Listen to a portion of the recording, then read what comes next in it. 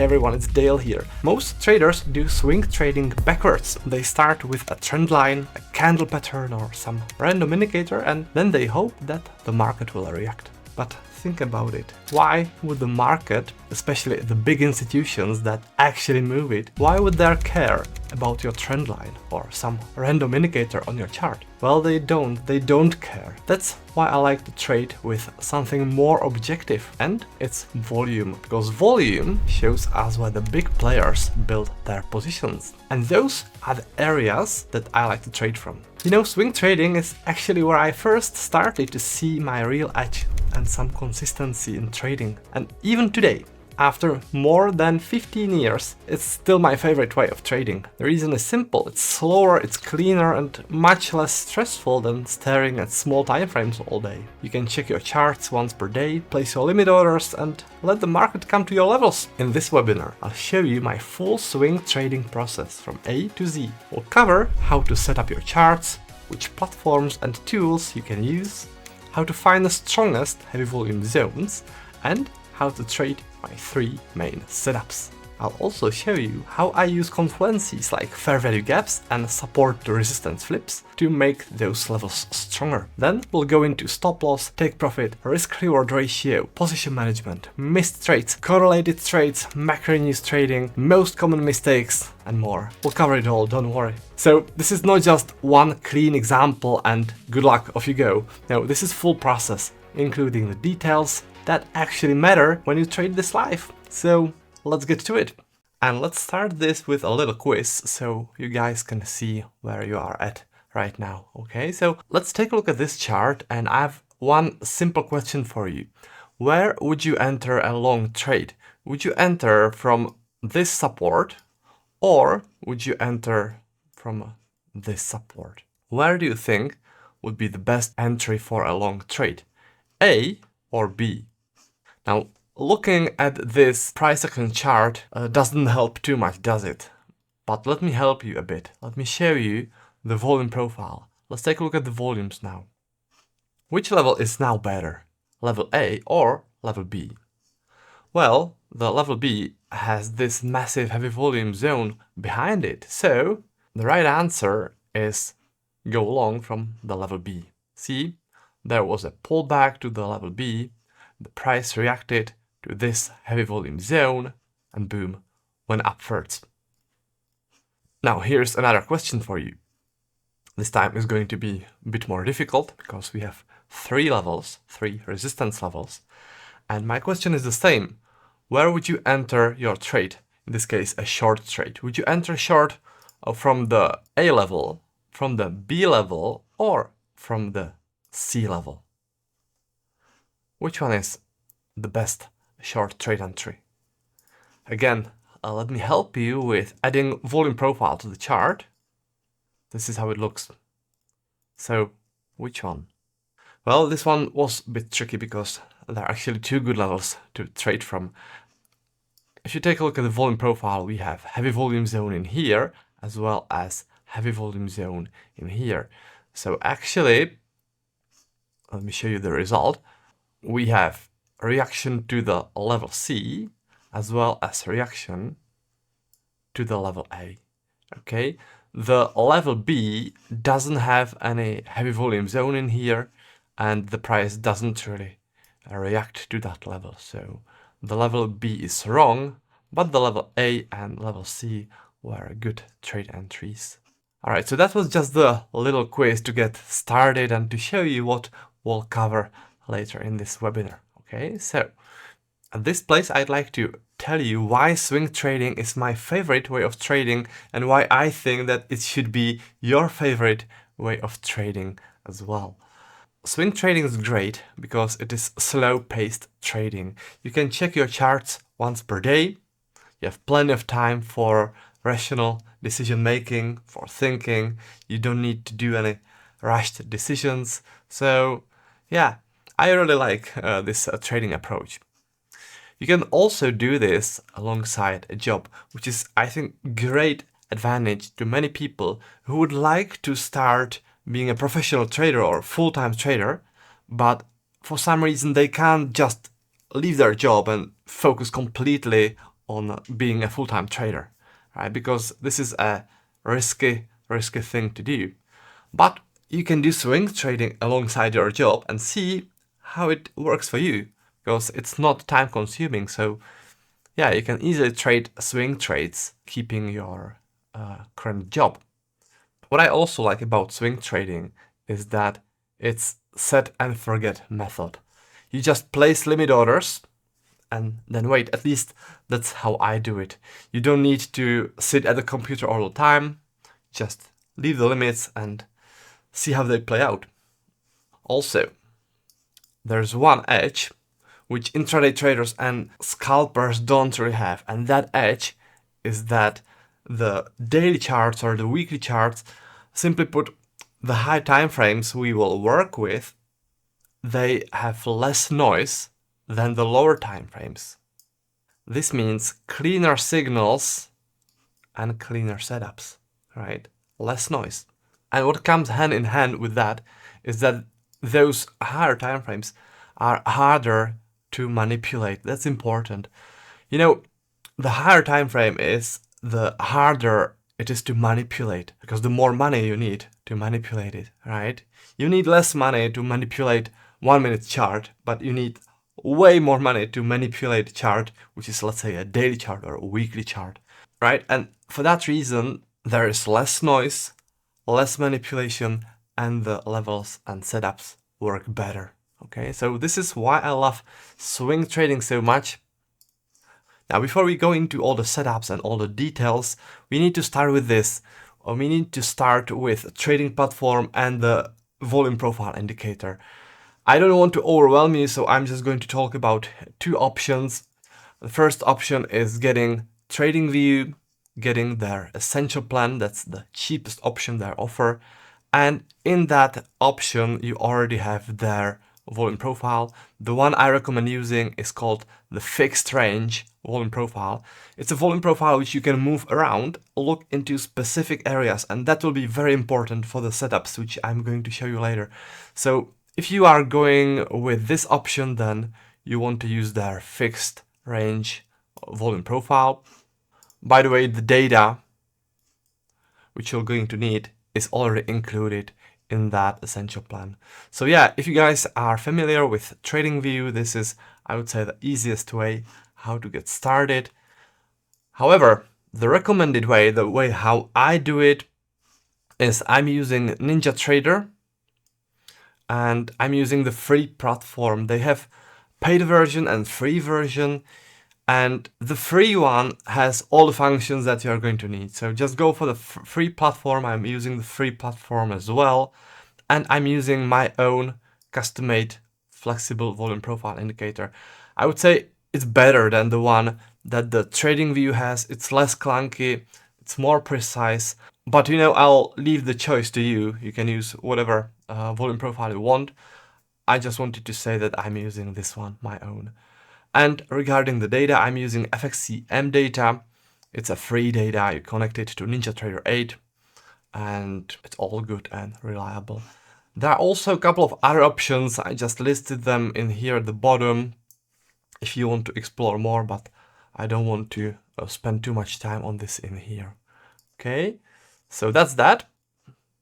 And let me now talk about the strategy. First, I just wanted to tell you what the basics of the strategy is, what the common thing of the setups is, and then we'll dive a little more into the details. So the basic strategy of how I trade swing trades with volume profile is I essentially trade pullbacks to heavy volume zones that have not yet been tested. And I do this on daily chart. So if you look at this example, then you can see that there was a heavy volume zone. By the way, this is a daily chart. There's that heavy volume zone. Price moves away from it, makes pullback to it. And this is where I enter my trade and I enter short. This is a very, very simplified way how to do this, but it's the core of my setups. The reason I'm using volume profile like this is because the volume profile reveals where big money accumulated their positions, right? This is big money, big players. And those heavy volume zones that the volume profile reveals, They act as powerful support and resistances, and we'll work with this through the whole webinar. Okay, so this is important. Heavy volumes are strong supports and resistances. We'll not only use this to our trade entries, but also for stop loss placement, take profit placement, and more. So let's get to it. Let's talk about the first setup, and the setup is called the volume accumulation setup. When to trade this? You trade the volume accumulation setup when you see a zone where the price consolidated and accumulated large volumes. In this area, on this chart, it is this rotation where those heavy volumes were formed, right? You need the flexible volume profile, the profile which you can move around to look into specific areas like this, right? You always want to see rotation where heavy volumes were formed, and that means that big institutions were active there, they were buying or selling there. At this point, we are not able to tell whether they were buying or selling, but when you see this strong impulse starting from that heavy volume zone, then you know that sellers were building up their short positions here, and then they pushed the price downwards, right? So the setup goes like this. After the price leaves the accumulation zone, it often returns to retest it. So often there is a pullback to that heavy volume zone, and when the price reaches that heavy volume zone, and for me it is the beginning of the heavy volume zone, so for me this place, this is your entry point. So this is a short trade scenario, and that means that you go short from there, like this, okay? Now, why this works?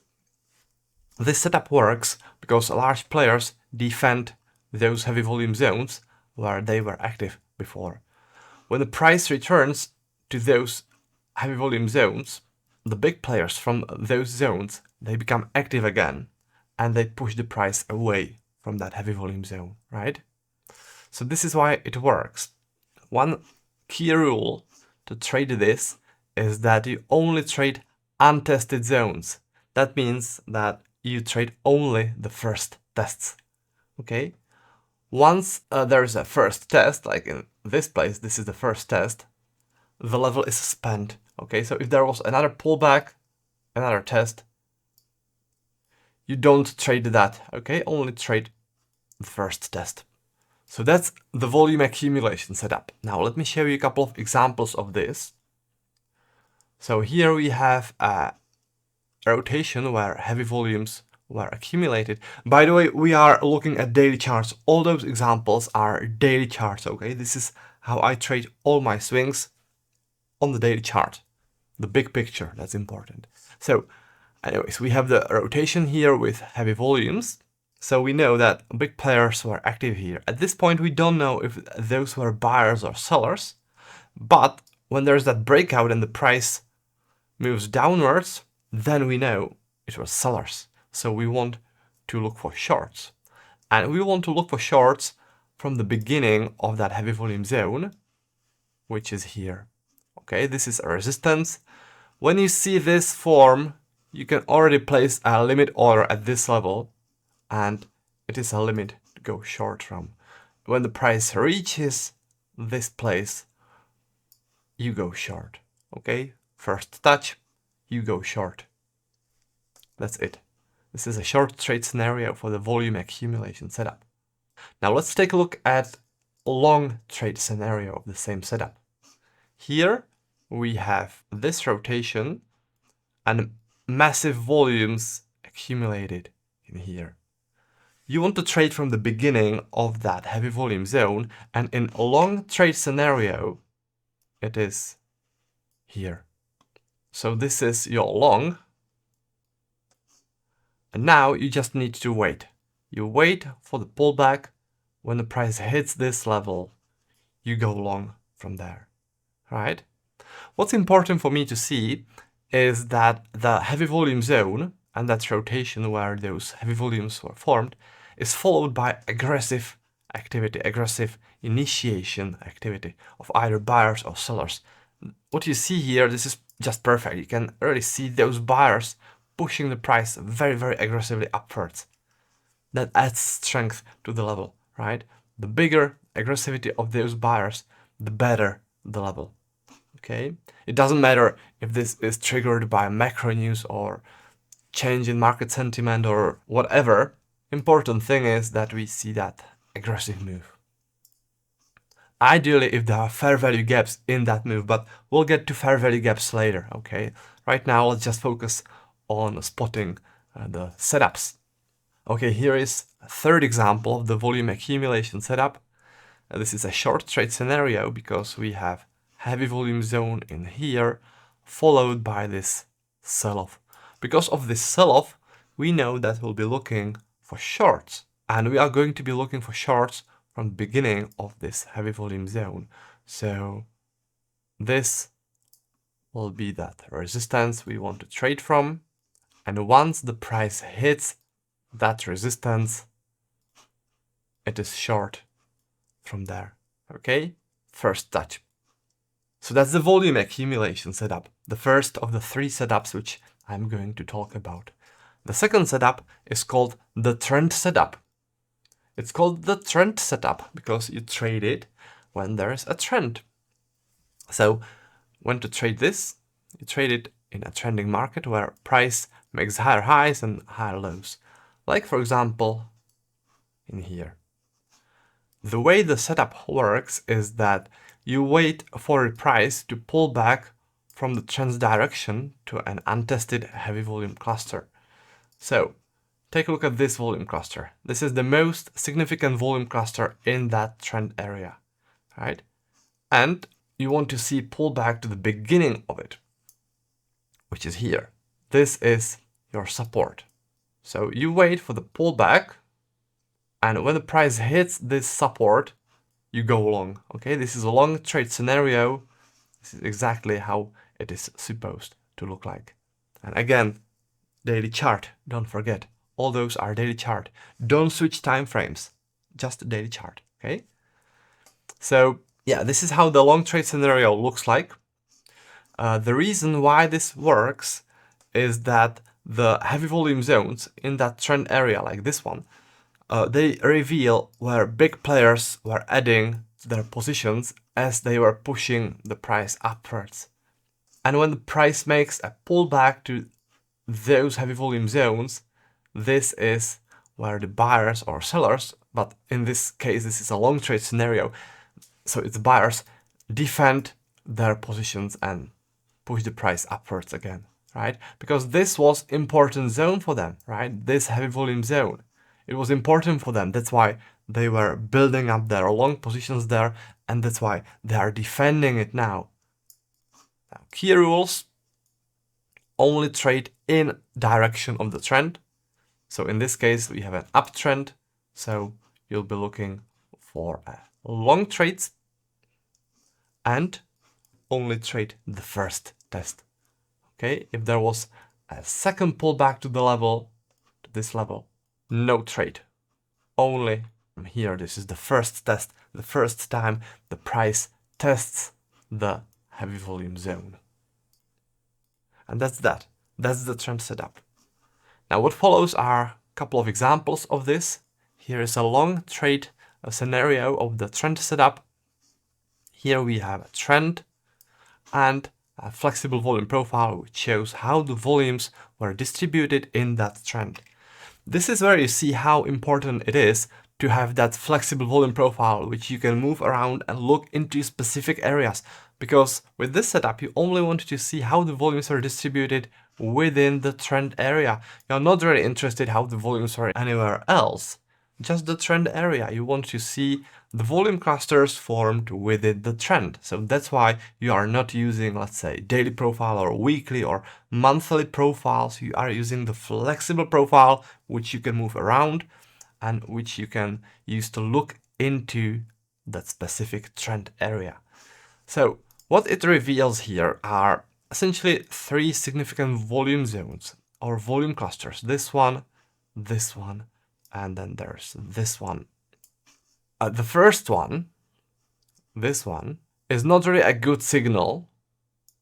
Normally you would trade pullback from here and trade the long from this place. But this is a trade which I would not take because the price immediately after the volumes were formed in here returned back to the level. I need a bigger pullback. I need price to stay above the level for a longer time to make sure that the higher prices were accepted. Okay, so this pullback was just too quick, so I would not trade this. But take a look at the second volume cluster, this one. This one is good. This is the pullback.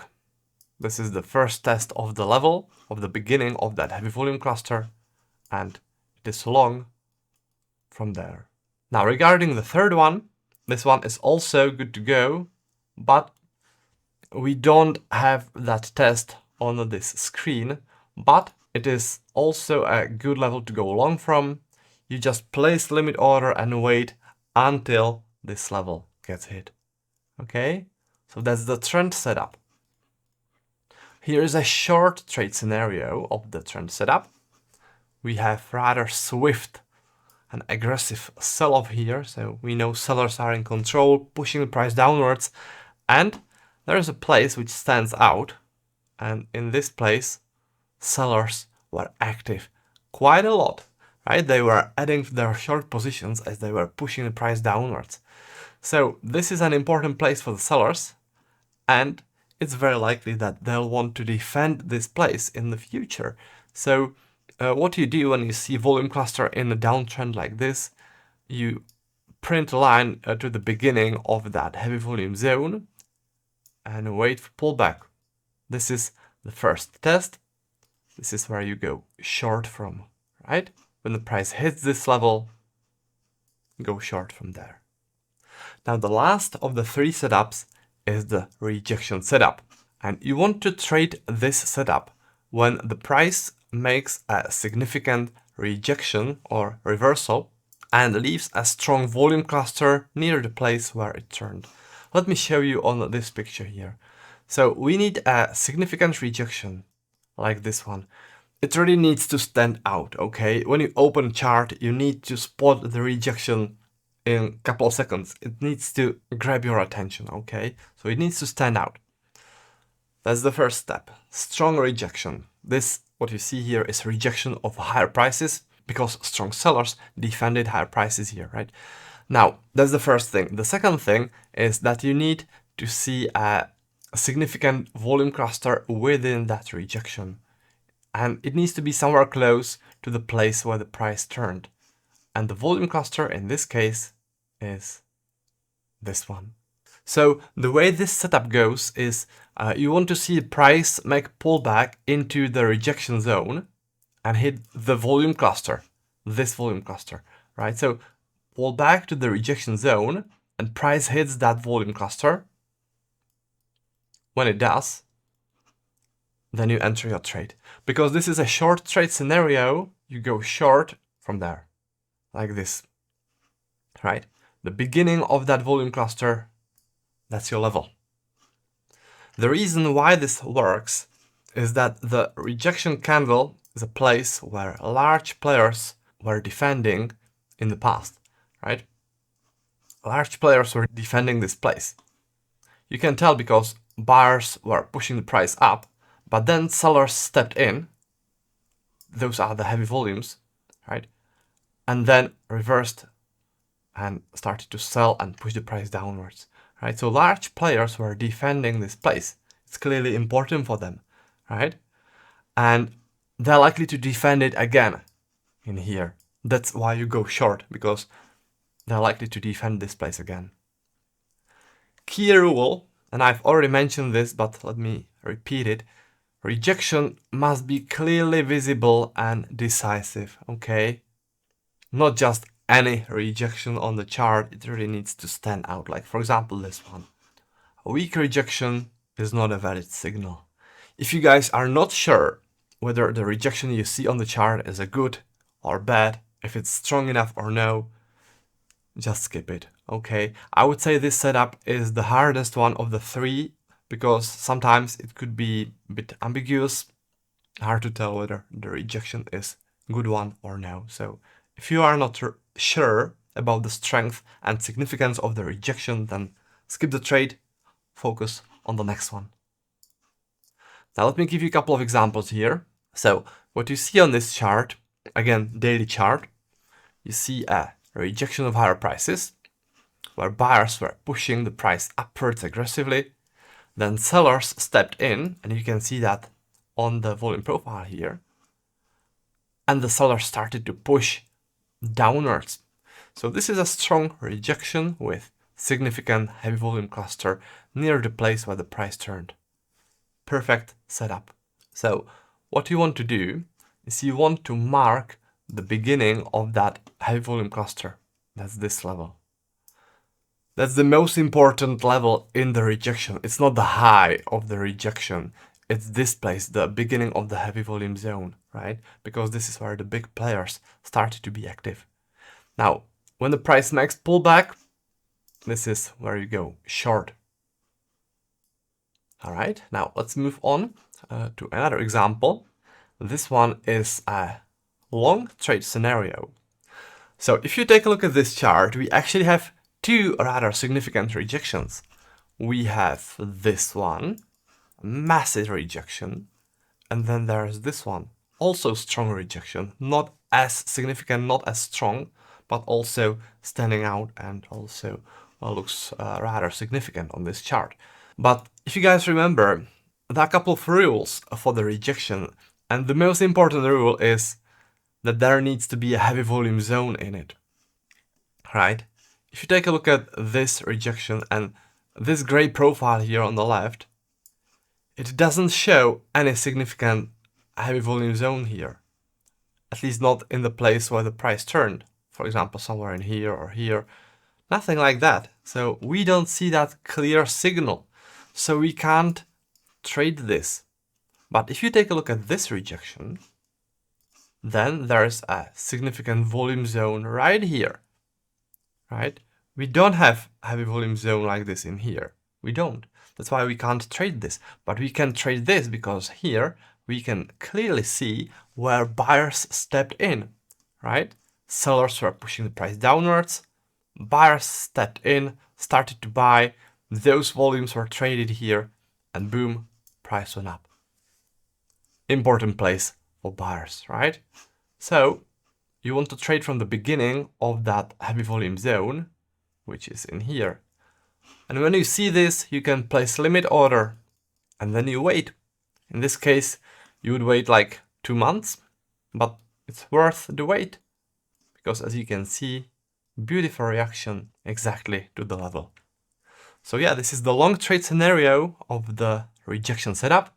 And now what I like to do is a little summary of the setup, so we can take a look at them at one screen. Maybe you guys can grab a screenshot if you want. So we covered the volume accumulation setup.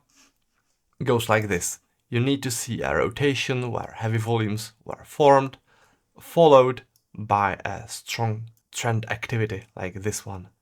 Then you wait for pullback and trade from the beginning of that heavy volume zone, like this. So that's the volume accumulation. Then there was the trend setup, where you need to see a clear trend, and you need to use the flexible profile to identify significant volume clusters within the trend, like this one. Since this is an uptrend, you'll be looking for longs, and you want to see a pullback to the beginning of that heavy volume zone and go long from there. Okay, so that's the trend setup. And the last one was the rejection setup, where you need to see a significant rejection and there needs to be a significant volume cluster close to the place where the price turned, like this one. And you enter from the beginning of the volume zone. So in this case, this would be your resistance, wait for pullback, and trade from there. Now, those three setups which I showed you, they are good to trade as they are. You can trade them as standalone setups, but to make them even better, you can use Confluences. A confluence is where multiple independent setups confirm the same price level. The more confluences, the stronger the level. And here there's a list of setups which I use with those 3 volume profile setups, and I use those as confluences or combos. I use fair value gaps from Smart Money Concepts. I use support resistance flip setup. That's a price action setup, a very old one. Then I use yearly point of control, and I also use VWAP and its first deviations. In this webinar, I want to focus on confluences by fair value gap and this price action setup called support resistance flip. Now, what I also should mention here is that I rarely take a trade if there is no additional confluence. I always look for at least one. So let's jump right into it and let me explain the confluences on a couple of examples. So what you see here, and let's start with the volume profile setups, which we already talked about. What we see here is a trend setup. There's a trend, again a daily chart, and in that trend we see a significant volume cluster, this one. So normally we just mark the beginning of that heavy volume cluster, wait for pullback, go short from there. But since we are focusing on confluences now, we want more than just this one volume profile setup. We want more setups to confirm this. And what we have here is the fair value gap, which is from Smart Money Concepts. The fair value gap is in here. Okay, let me just delete this and let me draw it again. Fair value gap is this whole zone. It is a bearish fair value gap. And I don't really want to go too much into details of what fair value gap is. I'll drop a link below this video where I lead you to another video which is just about trading the fair value gaps, okay? But just to explain this really quickly, fair value gap is a formation of 3 candles. For example, this one, 1, 2, 3. And in a bearish scenario, there needs to be a gap between the low of the first candle and the high of the third candle. If there's a gap between those, if they don't overlap, then it's called fair value gap. In a bearish scenario like this one, it's sign of aggressive sellers, right? And the way I like to trade this is I like to trade from the beginning of the fair value gap, which in this case is here. This is the beginning of the bearish fair value gap. So it's short from there. So that's the fair value gap. There's also the other setup which confirms this volume profile level, and the setup is called support resistance flip. It's not my setup, it's old setup, but it works. I really love it when combining with volume profile. This is how it works. Take a look here. This is where the price reacted really strongly in the past. Let me mark this level on the chart because it was strong support. I'm saying that this is a strong support because that reaction here. When the price blew past the support, when the support got breached and the price started to move below it, that's where that support turned into a resistance, right? So from here, it is a resistance. That's why it is called support resistance flip, okay? Because support got breached and it got turned into a resistance. Now take a look at it. What we have here is heavy volume zone, beginning of the heavy volume zone being here. We have the fair value gap, where the beginning of it is in here as well.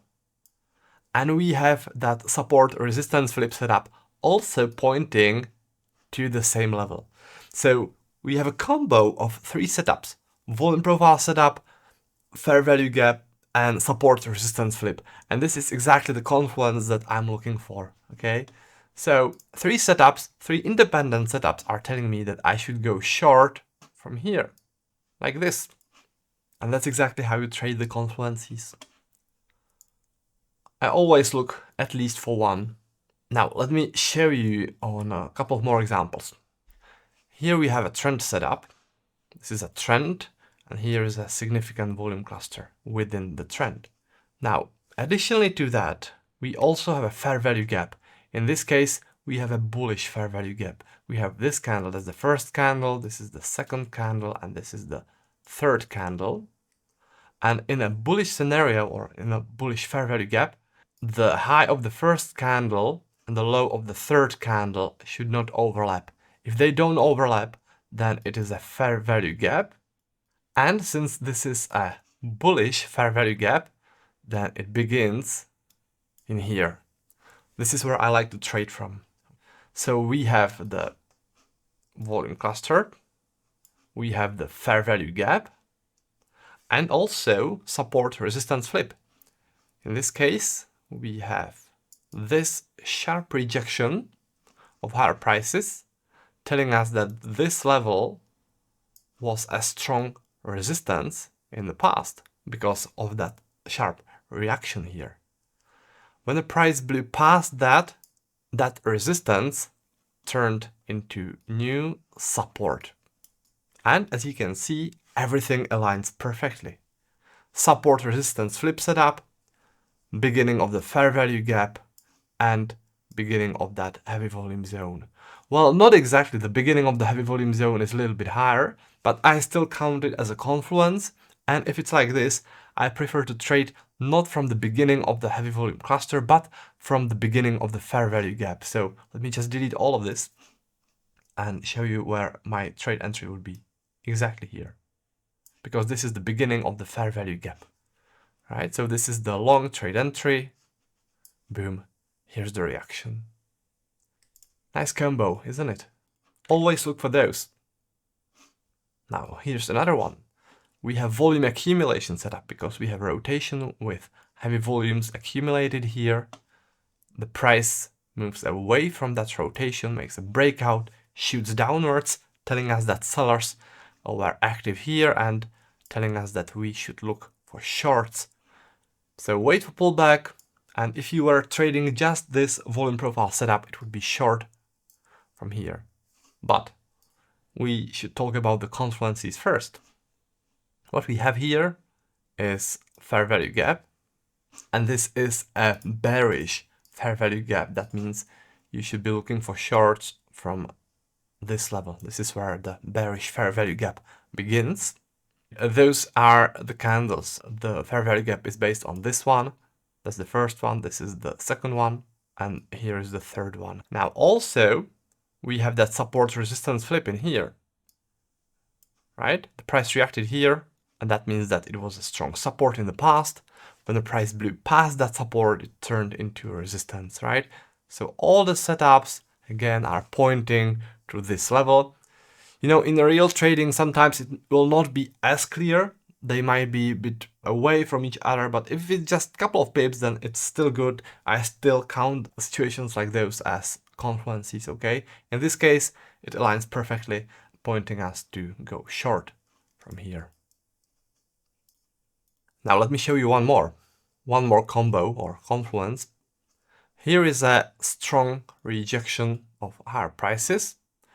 You use the volume profile to look into the rejection, to look how the volumes were distributed there, and you want to identify something like this, a significant volume cluster. You trade from the beginning of it. That means pullback and short from there. Now the confluence here is a fair value gap. And I haven't told you yet, but I actually trade only the rejections which have fair value gaps in them. So if you take a look at this rejection, then there is the fair value gap in here, and it is beginning at this level. So we have the volume cluster beginning in here, as well as the fair value gap also beginning in here. If they were a bit apart from each other, in most cases, I would trade from the beginning of the fair value gap, not from the beginning of the volume, but from the beginning of the fair value gap. So short from there. So if you want to improve the win rate of your rejection setup, only take the ones which include fair value gaps in them. Like here, you want to see the heavy volumes and then the fair value gap, because this shows you the aggression, right? This aggression. And it increases the chance that there'll be aggressive sellers in here. Now at this point, I have a little surprise gift for you. If you stayed until this point, then you can get this book. I'll send you the physical copy. If you guys are from the US, just fill in the form, which I'll provide below the video, and I'll send it over to you, this physical copy of my volume profile book. I'll even cover the shipping. No strings attached, just get the book. Let me know how you like it in the comments below the video or send me an email. I'm sure you'll like it. So let's move on and let's talk about take profit placement and stop loss placement. Because, you know, the setups are one thing, but that's just the trade entry. But that's just part of it. Take profit and stop loss could be the place where a losing strategy could turn into a winning strategy. So let's talk about the take profit first. There's one very important rule to remember about placing your take profit, and the rule is that you always want to place the take profit before a barrier at its start. That barrier is most commonly heavy volume zone. Let me show you on this example to make it clear. We have a trend setup with heavy volume zone in here. That means that you wait for pullback, and this is a resistance where you go short from. And now you should think about where to place your profit. And as we said, you want to place the take profit at the beginning of a barrier, the barrier being heavy volume zone. So you want to use the flexible volume profile to look into the area where the price made the pullback towards that level you are trading, right? So you look into this area and you want to see how volumes were distributed there. In this case, the volume profile reveals heavy volume zone in here, this one. And you want to quit your short trade before the price fully enters that barrier, because the barrier could reverse the price and completely ruin your trade, right? So there's that risk. And you don't want to risk it because you've already made your money here. So the logical thing to do here is just quit the trade at the beginning of the barrier, which is here. This should be your take profit right here at the beginning of that heavy volume zone. Now, what counts as a barrier? In most cases, it could be heavy volume zone, but it can also be strong price action level or a VWAP. But in most cases, for me, it is a heavy volume zone. And yeah, we already mentioned this, quit before the first barrier. If there are multiple barriers on the way, then exit at the first one. It's risky to try to ride through it. So that's the take profit placement. Take profit goes before a barrier. Now, stop loss placement, the main rule is that the stop goes behind a barrier at its far edge, because the barrier protects you, it's your shield. So we have the same example here, and now I want to demonstrate how you want to place the stop. So we have this trend set up here, this heavy volume cluster, we have this pull back to this level, short from there. Now we know that the take profit will be in here, and let's talk about the stop loss placement. As I mentioned, the stop needs to be behind a barrier, and the barrier is this whole heavy volume zone. So if I do a little drawing here, then this whole area is the barrier. And the stop should go behind it, which is in here. Now, what I like to do, if I get a chance, if there is a little swing point close to the end of the barrier, I actually place my stop there, like this. If there's no little swing point like this, then just place the stop at the far edge of the barrier and you should be fine. Now, what counts as barrier? In most cases, it's going to be heavy volume zone. Now, important thing to mention here is if the barrier fails, then the trade is over. There is not really any point hoping that the price will turn, because the barrier is here to protect you. If it fails, then who knows where the price will go. So no need to risk more money. If barrier is breached, quit your trade. Now let me give you an example here, and let's talk about the stop loss and about the take profit as well. So here we have a trend setup. Again, daily chart. All those charts are daily charts. Here is a significant volume cluster within the downtrend. So you'll be looking to trade short from here, like this. Now, the first thing that I'm always interested in is where I place my stop. In this case, the barrier is that heavy volume zone here. So this is the barrier. And you want to place the stop behind the barrier.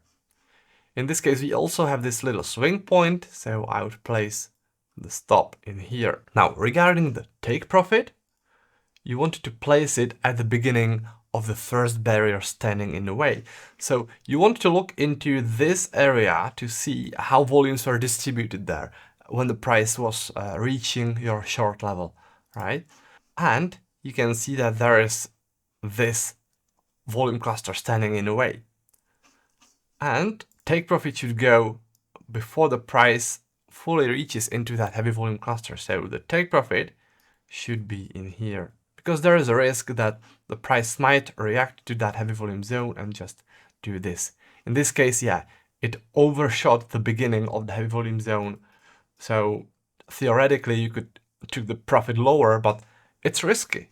The way I do it is I quit at the beginning of the volume cluster or at the beginning of the heavy volume zone, which is in here, right? So stop loss goes behind a barrier, take profit goes before a barrier. This is how this trade would ideally look like. Now let's talk about another one. Again, we have trend setup. By the way, trend setup is the most common setup you will see. So that's why most of the examples here are trend setups. So this is the trend, and this is a significant volume cluster within the trend. So you simply trade from the beginning of it, or the way I would trade this, I would trade from the beginning of this fair value gap. So I would take the long from here. And regarding the stop, it needs to be behind this barrier.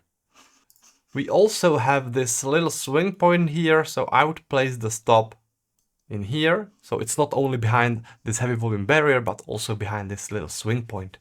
That adds something a little extra to it, right? So that's the stop. Now, regarding the take profit, you want to see how the volumes are distributed in this area where the price was going towards your support. And we have this volume cluster here. The way I would place the take profit is at the beginning of the volume cluster, just to make sure that the price won't react there and my trade won't be ruined. So this is the setting of this trade. Now let me show you one last example of this, and then we'll move on. So here we have a volume accumulation setup. We have this heavy volume zone followed by this sell-off. So I'll mark this resistance, and it is short from there.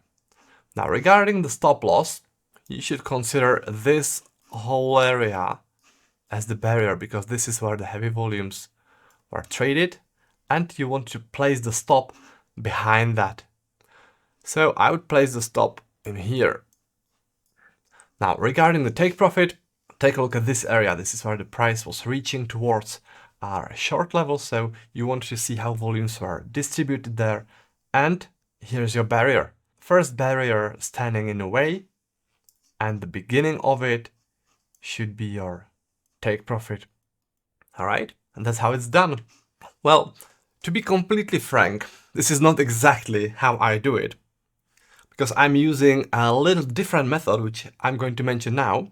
It's called the alternative stop loss method. I'm using this for all my swing trades, and I also ask all my students to use this method as well, because it simply proved to be working and to have better results.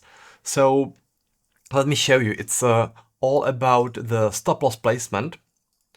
So take a look at this example here. We have this heavy volume zone followed by this sell-off here. So you'd want to trade from the beginning of that heavy volume zone. That means somewhere in here will be a short. Stop loss would be behind a barrier, and the barrier is this heavy volume zone. So normally the stop would be somewhere in here. But what I do, and what this alternative stop loss method is all about, is when if a candle just wicks past my stop loss, like in here, I don't close the trade. I only close the trade if the daily candle closes above the stop loss line. But if it just wicks through, just a little bit like in here, I still remain in the trade. That means that in my platform, I actually don't have stop loss in here. I just have a line there, which I watch. If the daily candle closes past it, I close the trade manually. That's why I'm checking the charts every evening. But if it just wicks through like this, maybe collecting some liquidity above those highs or just makes some fall breakout, then it enables me to still stay in a good trade without being kicked out of it. Okay, because it happened so many times that I was kicked out of a perfect trade. So that's why I changed this approach to the alternative stop loss approach. But you need to be safe. And that's why you need to have catastrophic stop loss. So I have a hard set stop called the catastrophic stop loss, and it is 50% above the normal stop loss. So let's say that this is 100 pips, and if this is 100 pips, then my catastrophic stop loss is 150 pips. Okay, if the price touches the catastrophic stop loss, I'm out. Okay, this is the stop which I have in my platform. It's a hard set stop loss. It's there to prevent me from taking massive losses. Okay, so this is the alternative stop loss method.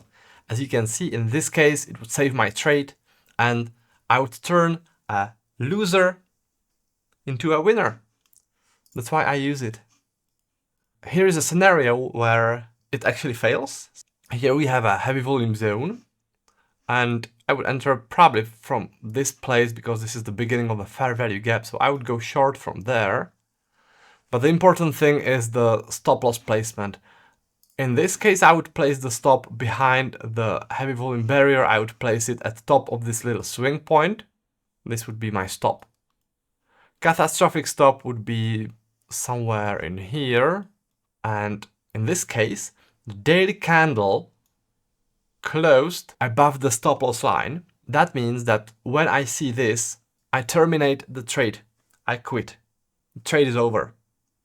So in this case, the alternative stop loss didn't really help, and I quit the trade in here at the daily close with a loss. So this is how it works. You'll see if you start using the alternative method, you'll see that it will save your trade many times and you'll have better performance than with using the standard stop. If you are not into using the alternative stop loss, no problem, just keep using the standard stop loss, but just wanted to mention the alternative version, which I prefer and which I use and which I hope all my students are using. Now, many people don't realize this, but you can also improve your trading quite a lot by using the right risk-reward ratio, and that's what I want to cover now. So the minimal risk-reward ratio that I recommend is risk-reward ratio 1. That means that the risk equals gain, right? That's like the minimum which I recommend, not only for swing trades, but also for intraday trades as well. The sweet spot, which I found, and this is my sweet spot for my swing trading, is risk-reward ratio somewhere between 1.5 to 2. So that's my personal preference. I'm not really forcing you into this, but this is what I like. This is more or less where I aim for with my swing trades.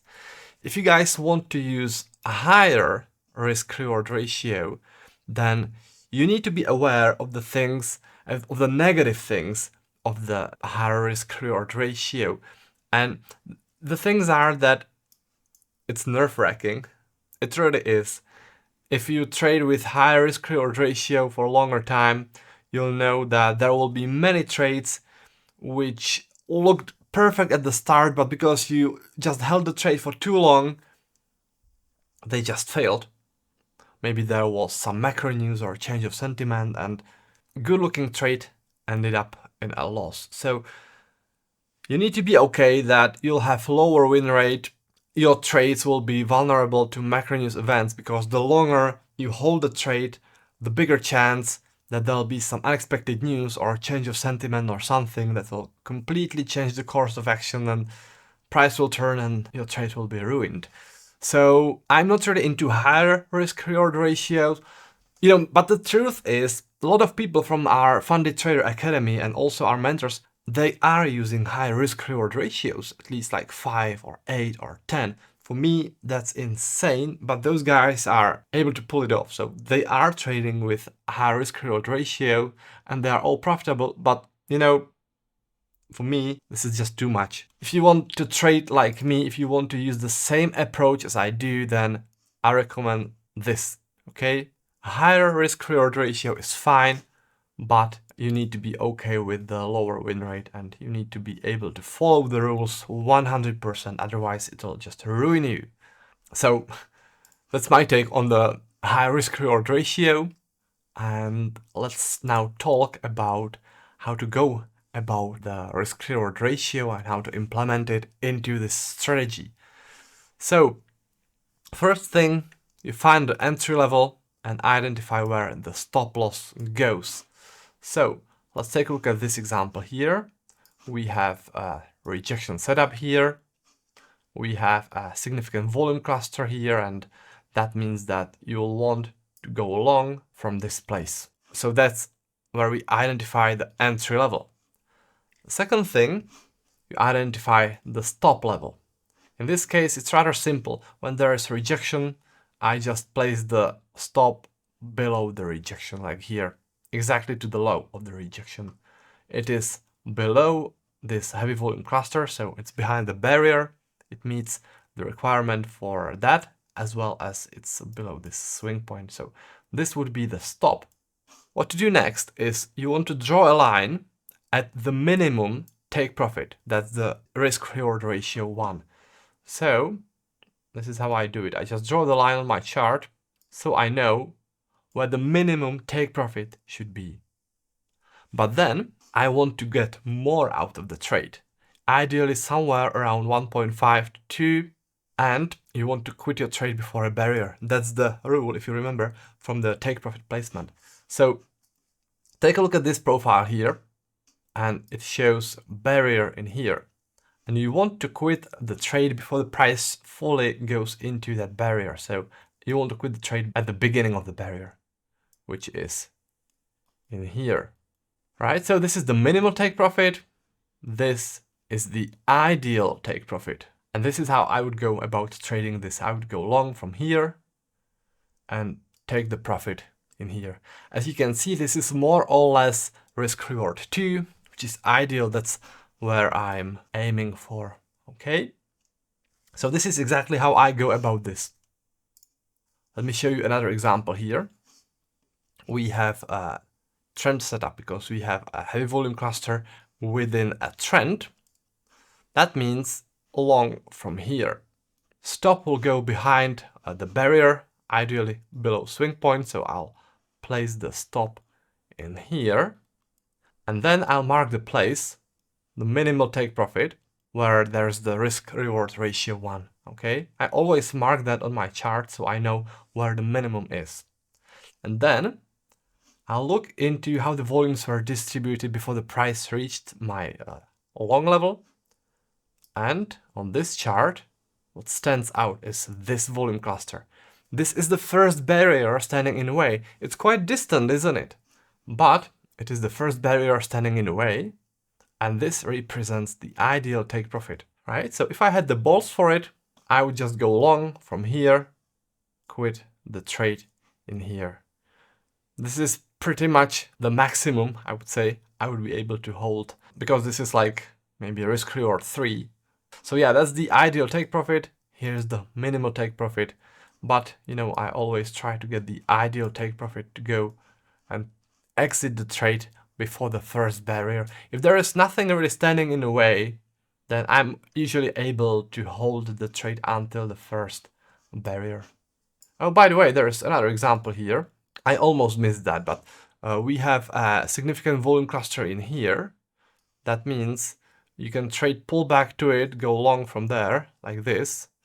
In this case, the stop would be here, which is below the swing point as well as behind the heavy volume barrier.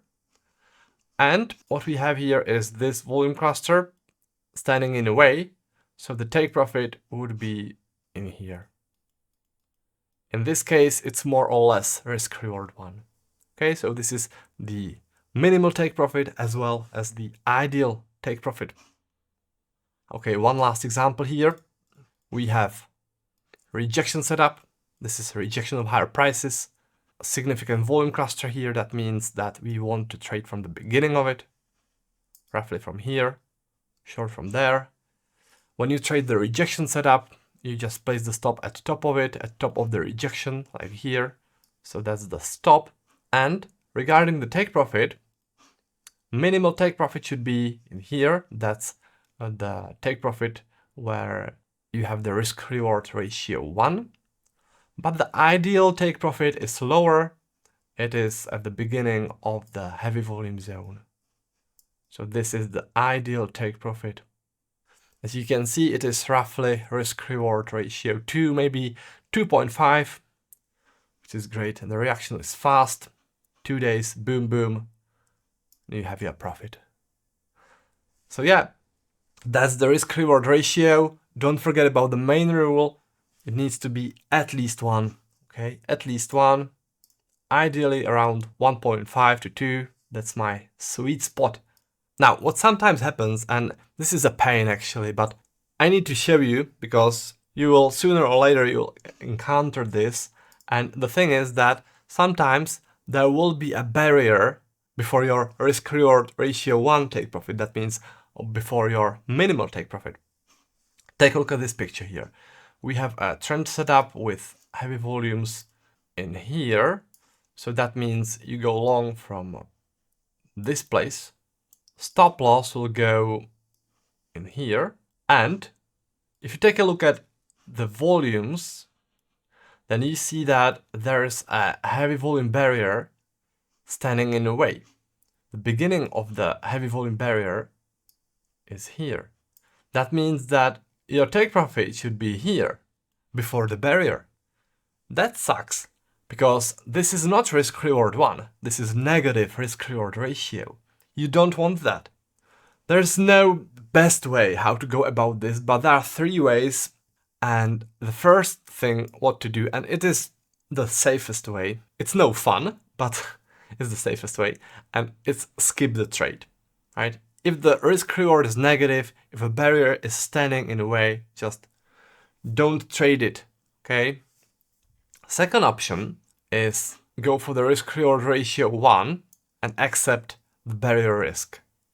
You can go for risk reward 1, or actually you can go for the next barrier standing in the way. That would be this one. But the thing is that you need to accept the risk that the price might turn when it hits the first barrier. This is a risky thing to do, but you know, I kind of tend to do it like this myself very often. Maybe more often than I should, but I use this option. I do. Not only this one, but quite often I use it.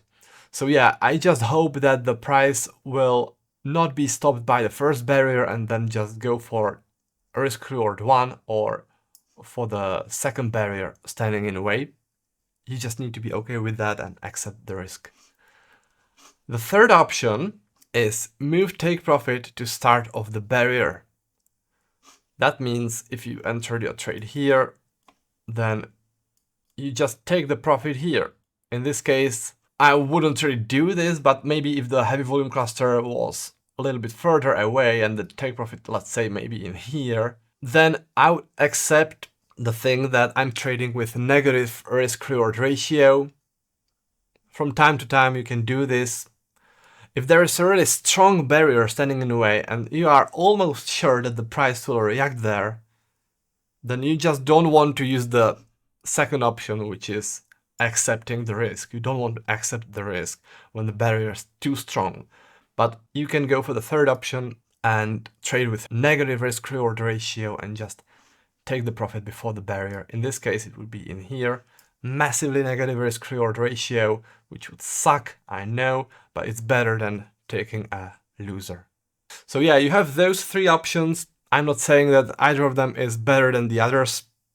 I'm using all three of them, and every time I'm just hoping I made the better choice. All right, what I want to talk about now is managing your trade. And the first thing I need to talk about is risk per trade. Now, you guys wouldn't believe how many people I saw messed up their trading equity just by having a wrong risk per trade. And the thing is that what people like to do is they like to trade with the same amount of lots. So let's say that they are used to trading with one lot or two lots. And it doesn't matter if they are trading a trade which has a 50 pip stop loss and take profit, or 100 pip stop loss and take profit, or 200 pips stop loss and take profit. They're just trading with one lot. So if you look at their results, there could be one massive loser, then there could be 5 very small winners, but they don't even cover the one massive loser. Then there could be a couple of normal trades, and then there could be some maybe massive winner and massive loser. And even if the trader has, let's say, 10 winning trades and 5 losing trades, if the 5 losing trades are bigger than the winners, then, you know, the win rate doesn't really help too much. So what I'm trying to say here is that you want to have the same risk per every trade. What I recommend to my students, and I recommend this to most of them, is risk 2% of your equity to every of your swing trade. If you have a bigger capital, bigger account, then you want to use smaller percentage, maybe 1%.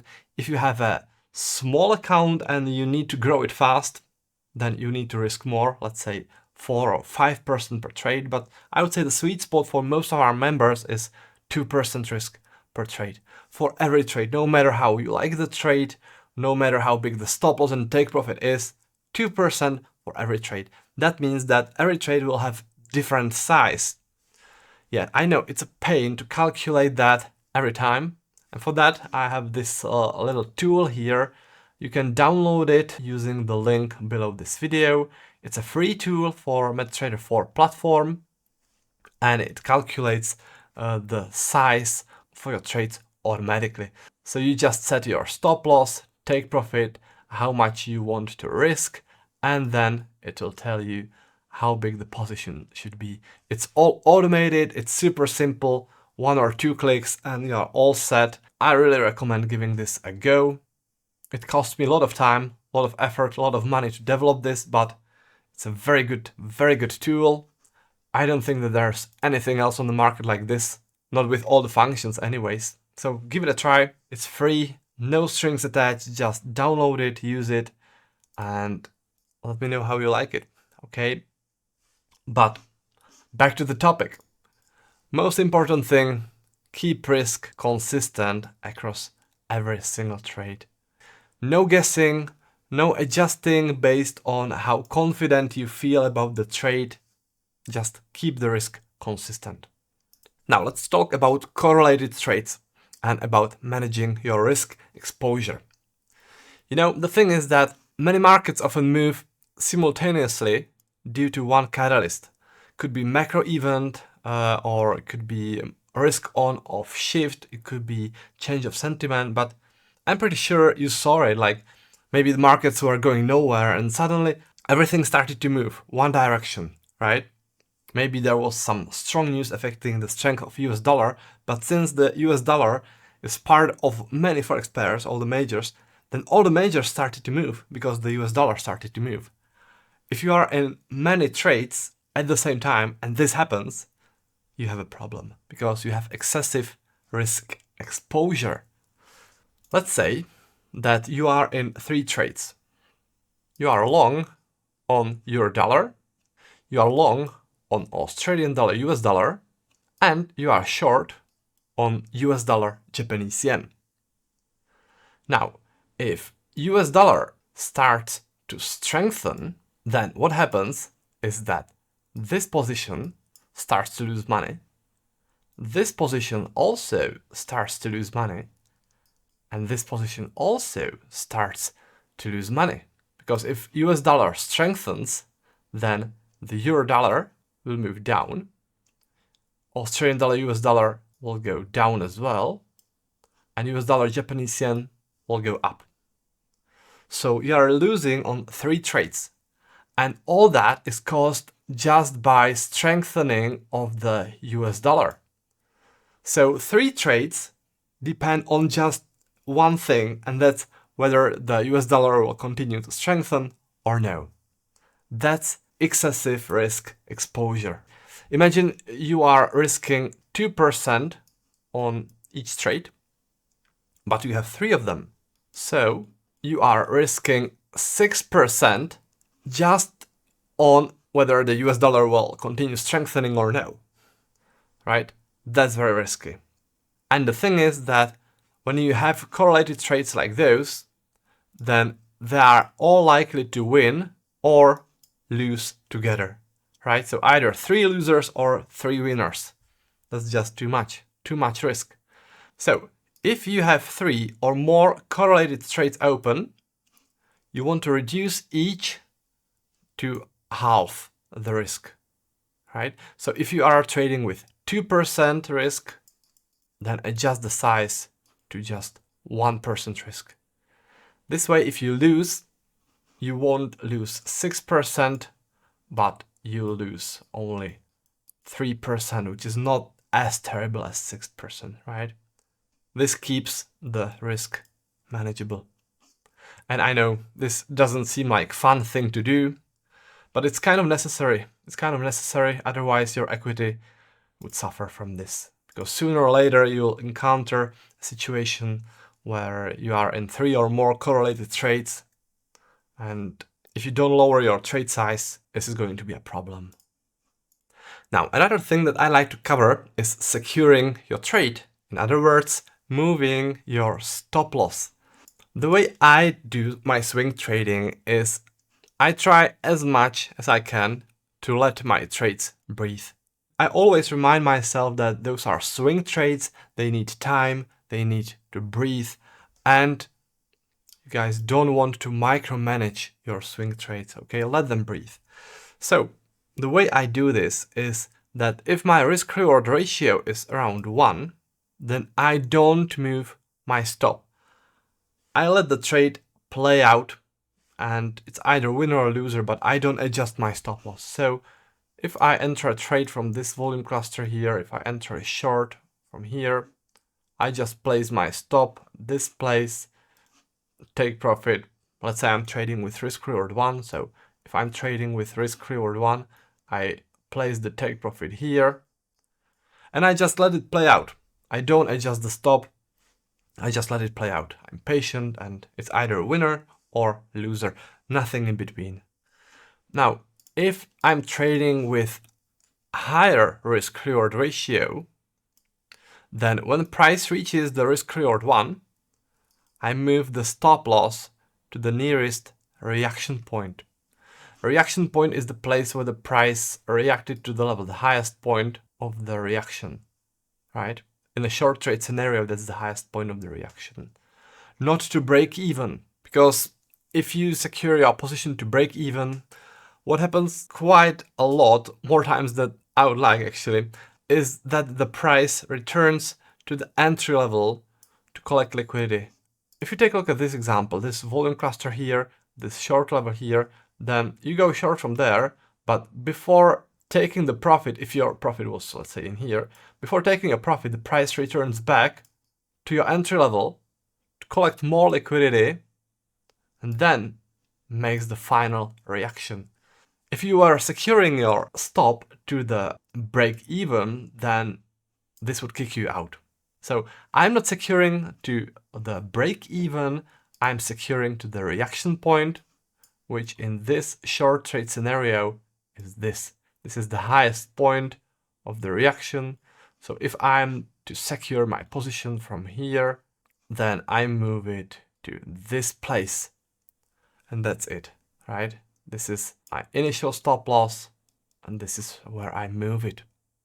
But again, if you trade with risk reward 1, let the trade as it is. Don't move the stop loss, just let it be. It will be either a winner or a loser.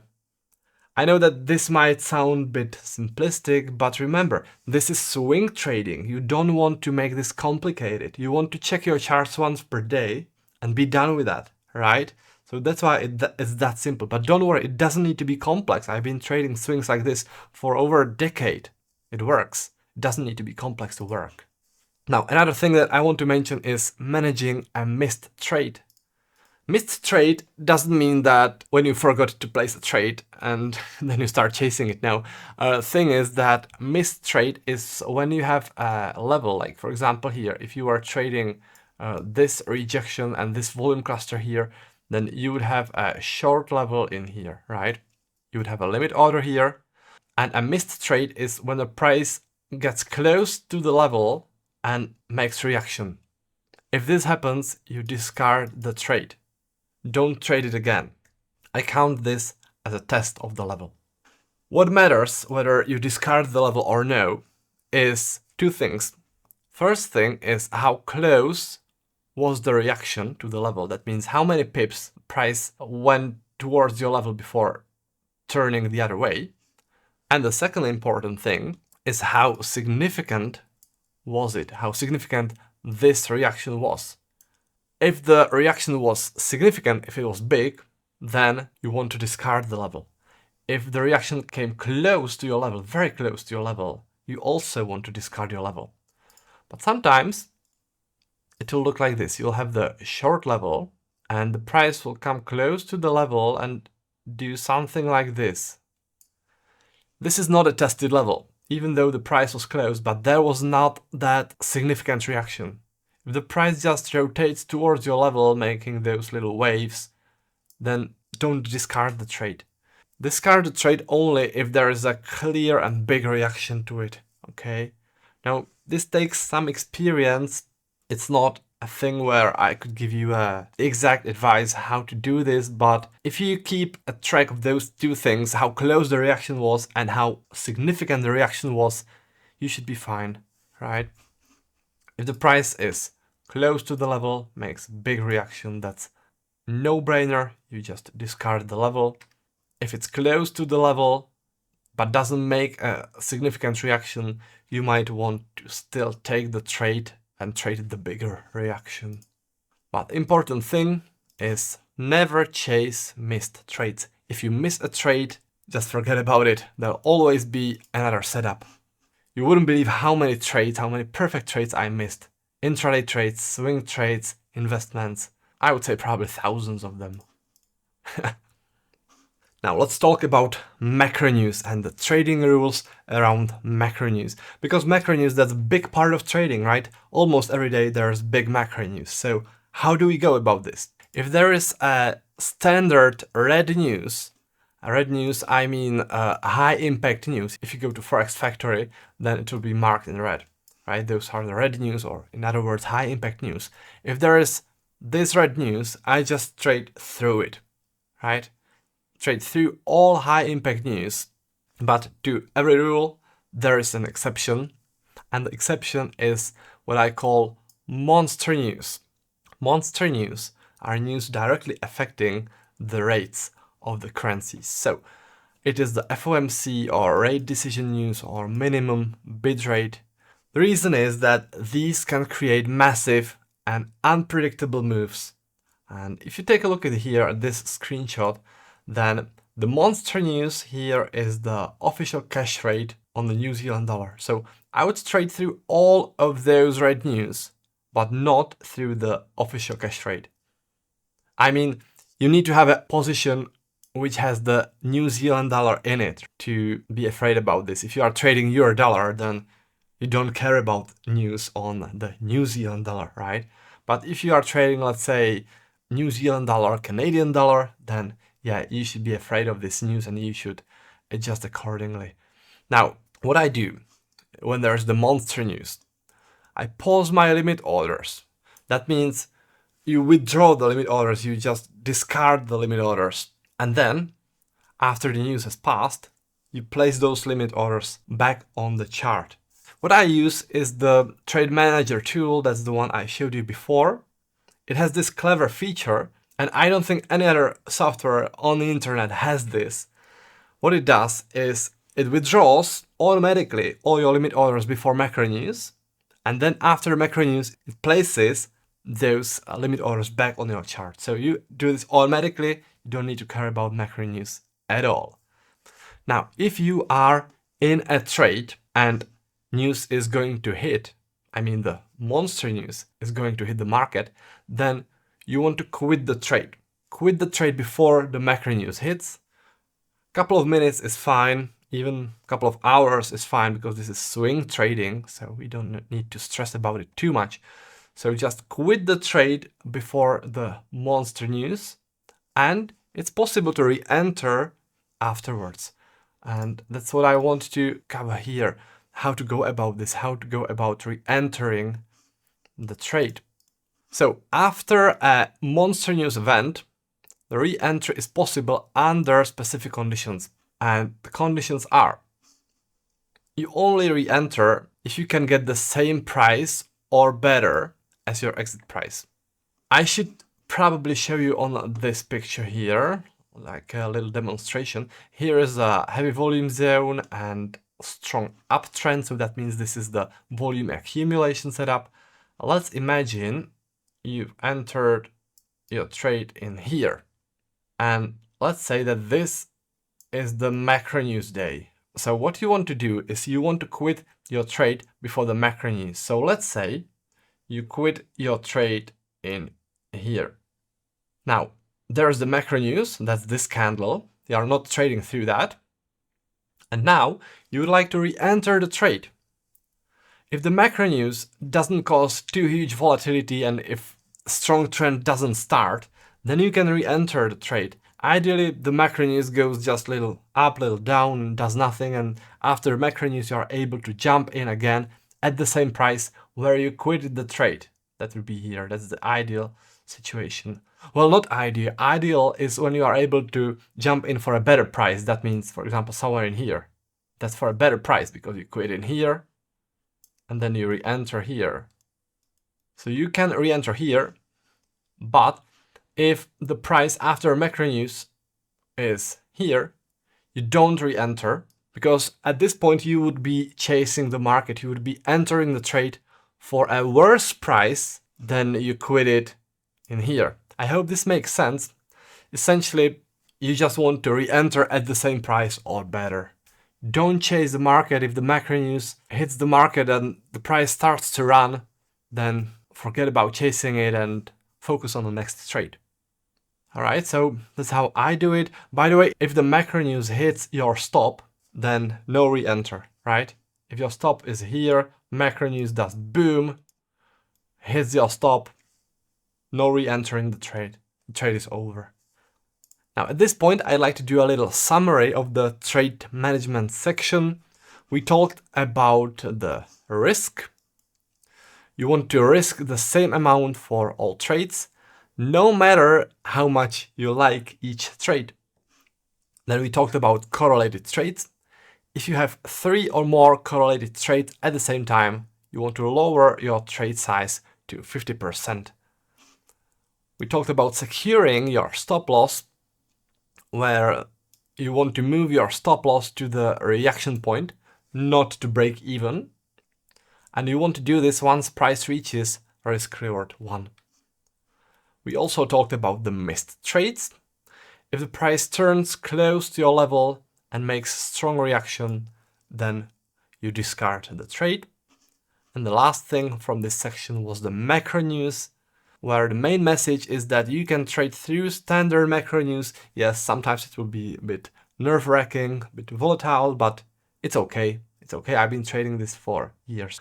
And you only want to pause or close before the monster news, which is like the FOMC or the rate decision news. All right? Maybe at this point you guys might want to grab a screenshot of this so you don't forget about all those rules. All of them are very important, so make sure to follow them. All right, guys, at this point, I want to see what you learned, whether you paid attention, whether you learned something. So let's do a little quiz where you should apply the things which you learned in this webinar. So let's take a look at this picture and tell me, where would your stop loss and take profit be from a trade beginning in here? This is a long, and I want you to tell me where the stop loss is and where the take profit is. Okay, so the stop should be here. This is the stop because it is behind the heavy volume zone as well as below this little swing point. So this is where I would personally place the stop. And regarding the take profit, it should be before this barrier, because this could potentially be a place where the price could react. So this is the take profit. Let me show you how it played out, like this. Now, another question, this time is going to be a bit harder, because I want you to tell me where your entry is, where the stop loss is, and where the take profit is. Let's start with the trade entry. So, trade entry should be based on this heavy volume cluster, maybe even based on this fair value gap in here. So I would personally place it exactly here because this is the beginning of the gap. By the way, also support resistance flip setup. So it's a nice combo marking this resistance. The stop should be behind heavy volume zone. This is the heavy volume zone. I would also place the stop at this little swing point, which also adds a bit of a strength to the stop. So this should be the stop. And regarding the take profit, it should be at the first barrier, or precisely at the beginning of the first barrier. So this is the first barrier standing in a way. That means that this is where the take profit should be. Let me now show you how this played out, like this. Okay, one more. Here, I want you to tell me where is your trade entry, where is your stop loss, and where is your take profit. This is tricky. All right, so trade entry should be based on this volume cluster, should be somewhere in here. Stop loss should go behind the heavy volume zone, ideally also below a swing point, so I would place the stop in here. And now the tricky part, the take profit. As you can see, there's a barrier standing in the way. That's why I was saying that it was tricky. So what to do in a situation like this? Option number 1, don't trade this. Option number 2, accept the risk, take the trade, and either quit at risk reward 1 or at the next barrier. I would personally go for the next barrier. I would personally choose this take profit. Or the third option, quit your long in here before it reaches the barrier. But in this case, it doesn't really make sense to risk all this just to get this, right? So I wouldn't really choose this option in this particular example. So yeah, those are the options. Let me show you how this played out. This is the result. I hope that your answers were more or less correct. As you guys can see, sometimes it's not so easy, and it's really the details that can make the difference. If you guys want to go deeper into this, learn more about volume profile trading and learn my strategy from A to Z, exactly how I trade it, not just the swings, but also intraday trades, what I recommend is getting this volume profile course, which is available on my website. It includes 15-hour-long video course on my volume profile trading. It also includes my custom-made indicators for NinjaTrader, TradingView, and MetaTrader. Also, my trading levels, that's swing and intraday levels. You'll be getting those updated daily, so you know exactly what I am trading. And it also includes express setup and lifetime support. That means that we'll set up everything for you, like the platform, data feed, indicators, workspaces will help you with any questions you might have. We simply prepare everything for you so you can just jump into learning how to trade this instead of just setting everything up yourself. If you want to learn what other members have to say about this service, you can check out the Trustpilot website. We have quite a lot of reviews there, so you can read what our members have to say. Alright, so that's for that, but this is not the end of the webinar. What I want to cover next is some common questions. I'm getting those over and over again, and those are very good questions. So let me cover them. So question number 1, can I use order flow for trade entry confirmation?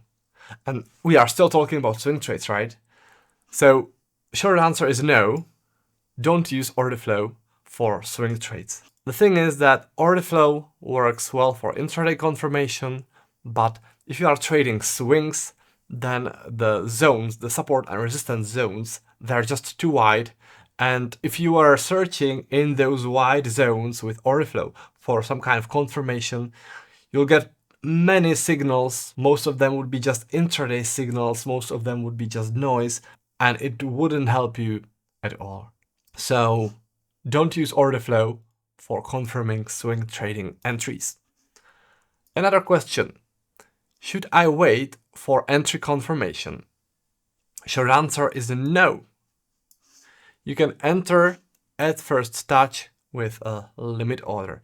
No need for any confirmation, nor order flow, nor price action patterns, nothing. Just use limit orders when the price hits them for the first time, enter your trade. This is not just to simplify the swing trading, but also what it helps with is it removes decision making and emotional hesitation around the entry. And this is actually a big thing. And also a very important thing, it saves screen time. If you are trading swings, you want to check the charts once per day for a couple of minutes and be done with that. It saves time. So don't worry, this won't work without confirmations. It will. Another question is, what instruments can I trade with this system? The short answer is you can trade any market because the logic is universal. You know, the thing is that the big trading institutions, they have insane amount of capital and they need to allocate it into the market, and we can see that with volume profile. And it doesn't matter if it's indices or if it's stocks or if it's forex, the logic is the same. Volume profile is universal. That's what I love about it so much. This works even better on higher time frames where the manipulation is harder, right? So that's why I trade the swings on the daily chart, because the higher time frame, the harder the manipulation. I trade mainly forex, major pairs and crosses. I trade around 15 pairs. Another question, do I trade against a spike move? Short answer is yes, I do trade through spike moves. A spike move is when the price moves aggressively against your level. Like, if you take a look at this picture here, then there's a heavy volume zone marking a support. But before that, there's this steep sell-off. That's the spike. And people often ask me whether I go long against spike like this. I do. I don't cherry pick which setups to take based on entry price action. A reason is that those heavy volume zones, those are very, very strong support and resistance zones, and they can stop even sharp spike move like this one. As you can see on this picture, boom. So yeah, even though it's a bit scary to enter your trade against spike like this, don't worry, I've been doing this for years. It works. Just leave your limit orders. Don't look at the charts all the time. Trust in the strategy. Now, important thing here is that skipping setups based on fear of spikes won't improve your results. It won't. Trust me on that. Now, another question I'm getting is, should I hold trades through the weekend? Answer is, if you are trading just the swings, then yes. If you are intraday trader, then no. Intraday traders need to quit their trades before the weekend, but for swing traders, it's quite okay to hold the trades during the weekend. The reason is that for swing trading, the stop loss and take profit levels, they are typically hundreds of pips apart. And if there is a opening gap on Monday, let's say 20 pip or 30 pip opening gap on Monday, for intraday traders, that's terrible. devastating. But for swing traders who have their stop loss 200 pips and take profit 200 pips, doesn't really make any difference. So just don't close your trades for the weekend, just let the trade play out. The standard opening gaps don't represent significant risk. Now, another good question which I'm getting is, for how long is a volume level valid? The short answer is that it is valid for years. Markets have excellent memory. You know, I've seen this so many times. Like, I had a strong volume profile level and I was waiting even for years. And I was publishing those levels, for example, on my website, and people were commenting like, this level can't hold, it's 5 years old. It did, almost to the pip. So yeah, markets have great memory. If there is a strong heavy volume zone, especially on those higher time frames like the daily charts, markets will remember it. And even after 5 years, they'll remember it and they'll react to it. And you'll be surprised how clear and strong and precise that reaction will be. I've seen this so many times. So don't worry, leave your limit orders, let them be, and let the trades play out, even after a long time period. Another question is, how long do I hold a trade? And the short answer is indefinitely. The main problem is swap, which is the overnight financing fee. Swaps can be positive or negative, and negative swap is usually higher than the positive. That's where a broker makes money. But I always hold my swings regardless of the cost of the swap. So you just need to be okay with paying swap. Sometimes it's positive, sometimes negative. Yeah, it's easier to hold a trade for a long time if the swap is positive, but I do hold trades even with a negative swap. The swap size varies by broker. If you have a good broker, then it won't be that terrible. If you have a scammer broker, then yeah, they'll try to make as much as they can on the swaps and this will just bleed you out. So if you guys want to use a high quality broker, even for the swings, I'm using IC Markets. If you guys want to check them out, I'll drop a link below this video. Okay, here's the last question. Do I need futures, which is centralized data, to trade currencies? The answer is no. Retail forex data is sufficient. Remember, we are talking about swing trades. So it is true that the centralized data, which is the futures data, is more precise, but this is only meaningful for scalpers or intraday traders. For swing trading on higher time frames, like we are doing here, this small data discrepancy plays no role. So you can use forex data, like for example from the FXCM provider, which is free data, by the way. It's perfectly sufficient. Now, since I started TraderDale and started to do the courses and the mentoring and the training, I met thousands of students and I've seen a couple of mistakes repeat over and over again. At this point, I like to talk about them so you guys can learn from mistakes of others and not to do them. So let me go just quickly through this list here. The first mistake is trading the point of control instead of the beginning of the volume cluster. This is actually not a terrible mistake, but the reactions are better if you are trading from the border of the heavy volume zone rather than from the point of control or local point of control. The second mistake is trading every single volume cluster. You guys want to be selective. Ideally, you want to use those combos or confluences, which I showed you, okay? And don't force trades. Now, the third mistake is setting a stop loss that is too tight. If you are trading swings, you need to give the trade some room to breathe. Another mistake is chasing missed trades. If the trade is gone, let it go. Number 5, ignoring macro news events.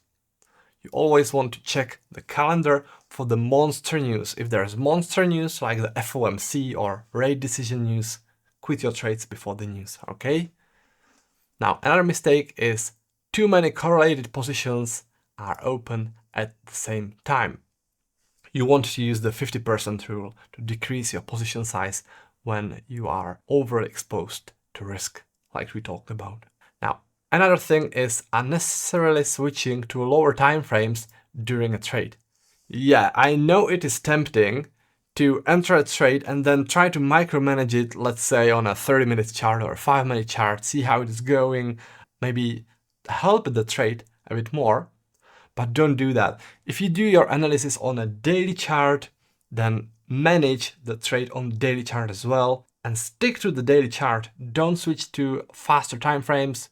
Don't do that. Just stick to the daily chart and don't be tempted to micromanage the trade on the faster time frames. Now, another mistake is securing the trade by moving stop loss too soon, right? Let the trade breathe. Next mistake is expecting 5-hour trades or high risk reward ratio trades every time. So if you guys are using higher risk reward ratios like 5 or more, you need to be okay with the fact that there'll be a lot of losers. Win rate will be quite small, okay? Don't expect to have many winners with high risk reward ratio. This is simply not possible. This is math, this is probability. There's not much you can do about this. You need to be okay with that. And the last mistake is trading the second and third test of a level as if it were the first touch. In other words, you just want to trade the first touch. Now, I hope you guys liked the webinar. If you want to dig deeper, I have 2 next best steps for you. First one, if you guys are from the US, get the book. I'll send it for free. I'll even cover the shipping, so just fill in the form below and I'll send it over. The second thing, if you are really mean it with trading, then I recommend getting the full course and custom indicators, which is available on my website. So thanks for watching and I'll see you next time. Until then, happy trading.